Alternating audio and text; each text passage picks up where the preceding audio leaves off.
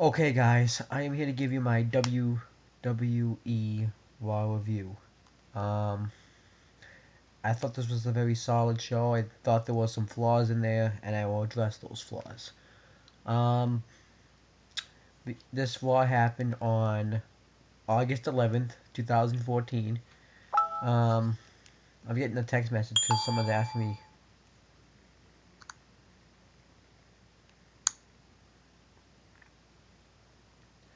Yeah, so this RAW happened, and we got JBL and Michael Cole on commentary. Well, JBL, Michael Cole, and Jerry the King Lawler.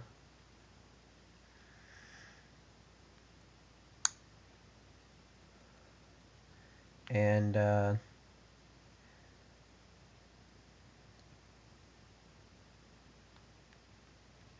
on, I gotta send this text real quick. My uncle's asking me how he can see uh, Raw, like the aftermath. So yeah, it starts off with Brock Lesnar and Paul Heyman. Instead of this, with Brock Lesnar and Paul Heyman coming out, and and they talk about how Brock Lesnar's just a conqueror, and Brock Lesnar's shirt's different now. Instead of saying "Eat, Sleep, Conquer the Streak," now it says "Conquer John Cena." And he talks about how he's a conqueror, how he conquered the Undertaker's undefeated streak at WrestleMania, which he shows on the big screen. Talks about when he was just a rookie, he took out The Rock, and he wasn't seen again for 7 years. And when he was also a rookie, he took out Hulk Hogan. If Hulk Hogan tried to do it again, he would take him out. Um, Shows the picture of the Extreme Rules match between John Cena and Brock Lesnar, how Brock Lesnar destroyed John Cena, but even though John Cena won the match, he didn't win the fight, and how Brock Lesnar was recovering from an injury that he suffered that made him have to retire for UFC, so that's the only reason why John Cena won. But he wasn't even 100%, he was only 50%, which I thought was good. And then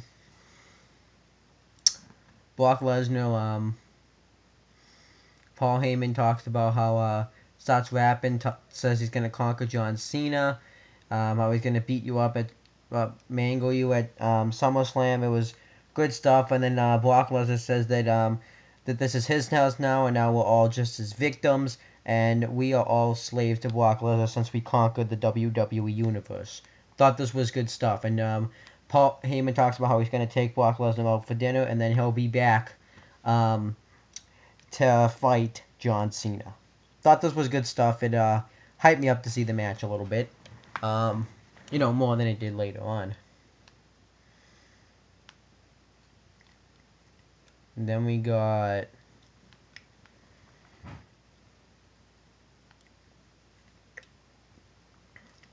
celebrities throughout the night were wishing Hulk Hogan a happy birthday because this was Hulk Hogan's birthday celebration on this Raw.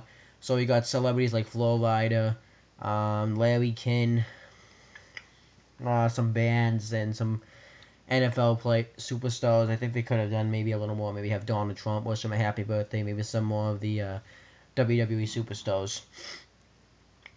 And then Roman Reigns was set to have a match, and unfortunately, Kane's corporate again. I don't know. Was praying that he wasn't going to be corporate, but he is, and he puts him in a match against Ryback and Curtis Axel. Roman Reigns fights him off for a bit, then they dominate him for a while, and then both Ryback and Curtis Axel throw Roman Reigns into the steel post, and they get disqualified, which I don't really know why. They didn't really do anything wrong. And then they're just attacking Roman Reigns, and Roman Reigns fights back, hits the drop kick in the ropes to Curtis Axel, and he Superman punches both of them and spears both of them one at a time, and fights them off. I thought it was good. Made Roman Reigns look strong. And then afterwards, Renee Young asks how he interviews him, and Roman Reigns just says that he's gonna take the Viper's teeth and stick them straight down his throat, and then it just becomes a worm. Roman Reigns is improving every week, like I said. I think I say this every week on Raw, that he improves. He improves in the ring. His mic work's getting better. It hasn't gotten amazing, but it's gotten better. And yeah, he's just, I think, becoming better. I think when he first started out, he was just kind of bad, and then they just really worked with him. I think it's working for him. And then Kane was backstage. Randy Orton comes up and talks about how you couldn't take out Roman Reigns, neither could Ryback and Curtis Axel, but I'm going to take out Roman Reigns because I'm the Viper. And Kane believes him, and he wants to see Randy Orton compete in a, well, he says the Authority wants to see him compete in a match tonight, but that's probably not the case considering their problems in recent weeks. And he puts Randy Orton in a match tonight against Sheamus, so Sheamus made his return on the show since either his suspension or his illness, so I thought that was fine. Then we got Rob Van Dam versus Seth Rollins. The match was okay. It was a nice back and forth match. Seth Rollins wins with the curve stomp, and then they had these presents set up on the stage for Hulk Hogan's celebration, and we see this big present, and Seth Rollins gets a little suspicious about it because he thinks Dean Ambrose is in there. Which, by the way, I have a question. That stipulation that Dean Ambrose got to pick for his match with Seth Rollins, why did he pick a lumberjack match? I was more pissed off about it at first, but now that they've explained it to me, because there's no way for Seth Rollins to win, but I think I would have preferred to see a different type of match. Maybe like a ladder match for his Money in the Bank contract. Maybe a Falls Count Anywhere match, since they've been fighting everywhere. Backstage, in the parking lot, in the fans, everywhere. Maybe if you wanted to keep Seth Rollins from running, do a cage match, do a Hell in a Cell match, something like that, not a freaking lumberjack match. I kind of think that's a little bit bullshit that's happened. It's just fucking bullshit. But I think I'm fine. I'm a little bit more fine with it than I was, but I kind of wish if I was booking it, I would have made it a cage match, a Hell in a Cell, anything but a lumberjack match. I don't think the lumberjack match is the right match to have, but I still think they're going to tear the show. They're going to have the match of the night. But Dean Ambrose comes out of the present, which we knew was coming. I think they should have not had Seth Rollins look inside the present. I think they should have, and if he knew he was coming, why didn't he, hit him with the case or something? But he attacks Rollins, and Rollins escapes with the crowd, and he tells Rollins that there's going to be no way for him to run on Sunday. And then he said something else, but I don't remember what he said. And then Stephanie McMahon's confession. This was awful. I think I'm the only one that hated this. It was something different, but I just did not like this. Stephanie McMahon has a confession, and Daniel Bryan's trainer, I'm trying to think of what her name was. It's on Facebook. Let me check. This won't take that long. Megan, who is personal trainer, and she talks about how she had a boyfriend. Them and Brie Bella and Daniel Bryan would always hang out, and talks about how he's been helping Daniel Bryan, he's been improving, and how her boyfriend left her, and she's like one thing led to another, just happened unexpectedly. So I knew what was coming here. She admits that she's been having an affair with Daniel Bryan. So then Brie Bella comes out, all pissed at her, slaps her, and then Stephanie was like, "Did you say oh yes?" Kind of like an orgasm yes, because she thinks that they've been having sex. So then she attacks Stephanie McMahon, puts her in the yes lock, and Stephanie McMahon says, "We're not gonna wait till SummerSlam. We're gonna have the match tonight."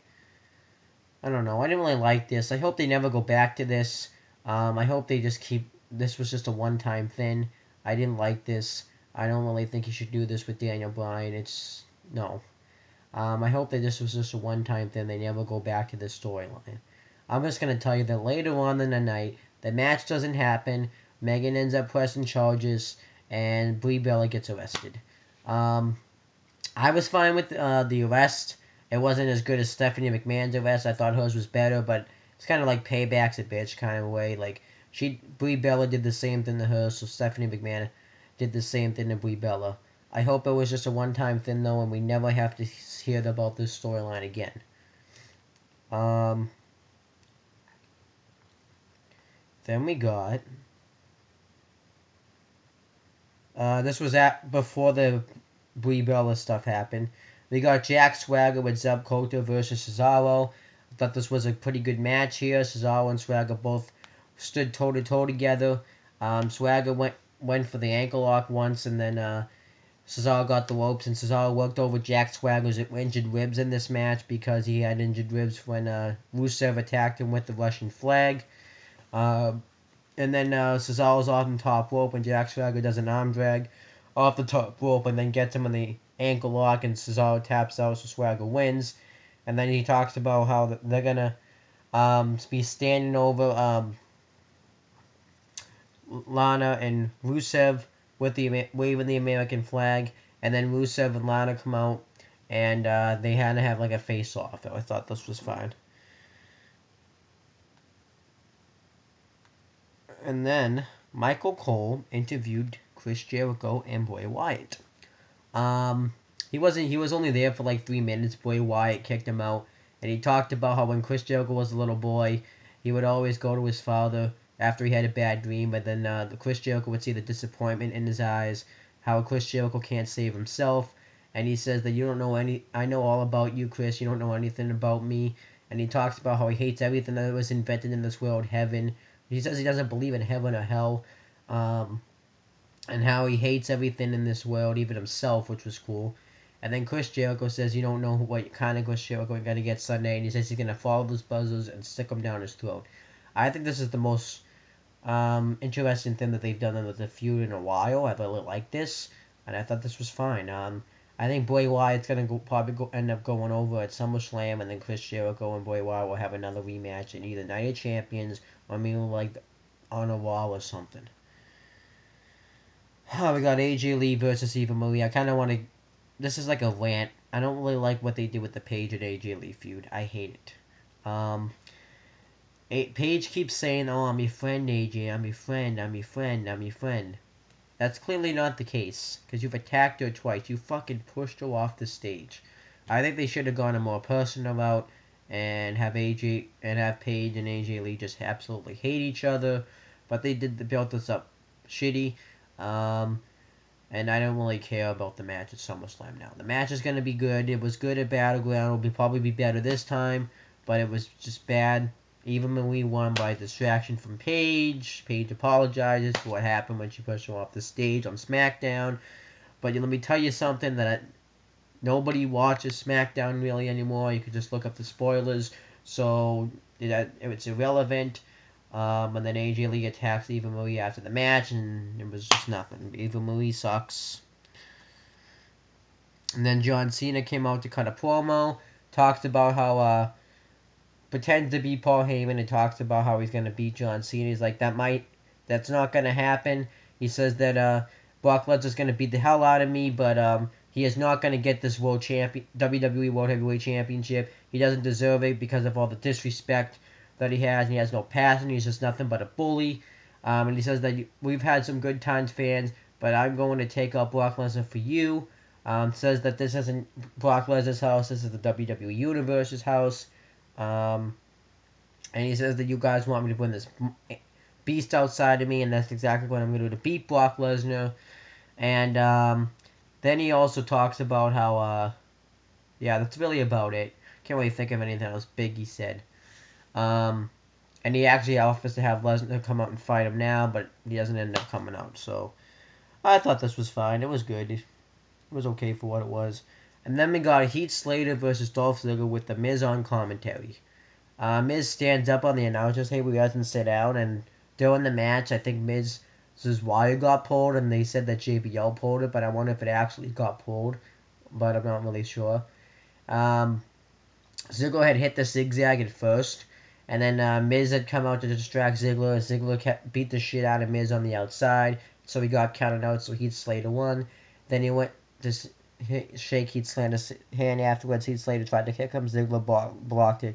and hit a zigzag on him. I thought this was good. I'm actually kind of liking Heath Slater. I'm digging him. The fans are digging him, so I'm actually kind of digging him. He's actually been sort of getting a push. He eliminated Cesaro in the Battleground Battle Royal for the Intercontinental Championship. He beat Seth Rollins last week. This week he beat Dolph Ziggler. If he's getting a crowd reaction, push him as a face. I'll be fine with that. Push Heath Slater as a baby face. Kind of do the Zack Ryder route with him. I would like to see there's something new with this.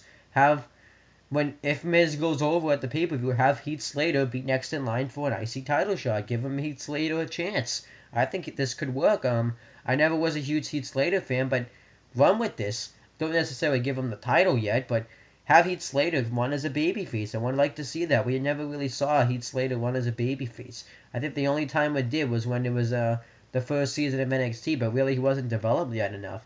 I think this could work. You can utilize Heath Slater here, because we never really got to see the potential that Heath Slater has. So let's see if he can run with this. I want to see it. Then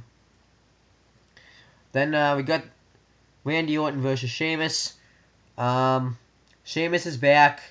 I don't really know what they're going to do with him with his U.S. title. They haven't really done shit with the U.S. title, really.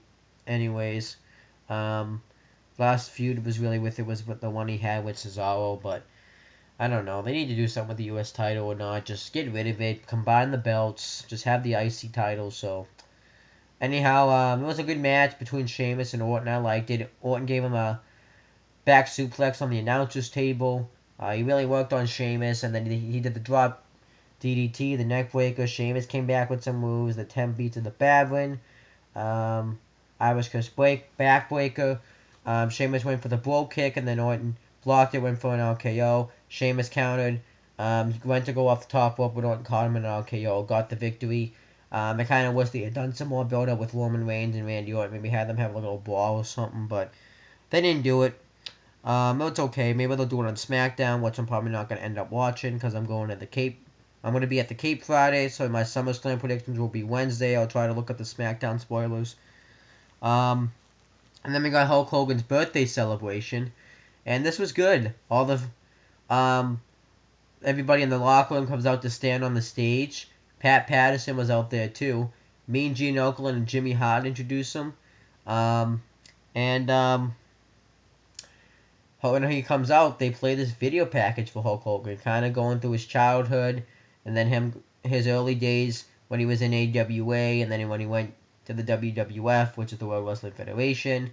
Then he went going back to, I think he went to AWA. Then he coming back to the WWF, beat an Iron Sheik for the WWF Championship. His little one with the Hulkamaniacs. Him body slamming Andre the Giant. And then him continuing his run as WWF Champion. And then him going to WCW. Starting the NWO, which stands for New World Order, which consisted of Kevin Nash, Scott Hall, and Hulk Hogan, and a bunch of other people. And then him going back to WWE, well, WWF at the time, in the NWO, his match with and having his big match with The Rock, and then him returning to the WWE this year, and they showed him pose with like John Cena, Triple H, all that stuff. I just actually remember the Triple H wasn't on Raw this week, which was kind of strange. Which I was fine with. I was expecting him to come out sometime, but I guess he didn't. And then it was good.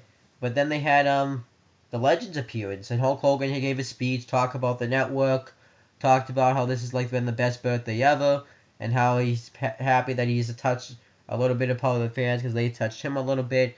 That was good. And then he has some legends come out: Ric Flair, Mr. Wonderful, Paul Orndorff, Rowdy Piper,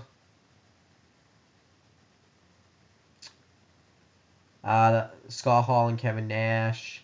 Trying to think if anybody else came out. I think that was about it. If I'm missing anybody, let me know. And Scott Hall does the hey yo and with the toothpick thing. But the funny thing was my uncle actually texted me about that. And then he's like, would you rather see Hulk Hogan wear red or black? And pulls out the old NWO t-shirt. Kevin Nash is singing happy birthday to him. And then Brock Lesnar and Paul Heyman come out. And Heyman says something about the party's over. Well, it's about him crashing the party. Like, oh, what you gonna do, brother, about this? And then Brock Lesnar says, party's over, Grandpa. And Hulk Hogan and Brock Lesnar start having a face-off. And then John Cena comes out, has a face-off with Lesnar, acts like he's gonna fight. They're gonna fight, but then Brock Lesnar walks out. And that was about it. I thought this was a exceptional Raw. I thought this was a good Raw. They built up SummerSlam really well. They built up I think they should have built up maybe the Dean Ambrose, Seth Rollins thing a little bit more.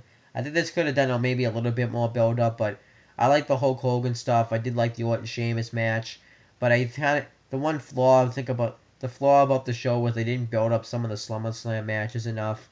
I think they built up the Stephanie McMahon and Brie Bella thing way too much. I mean, it was just all that. The rest was fine, but the Daniel Bryan affair, please don't bring that up again. If you bring that up, I will be pissed.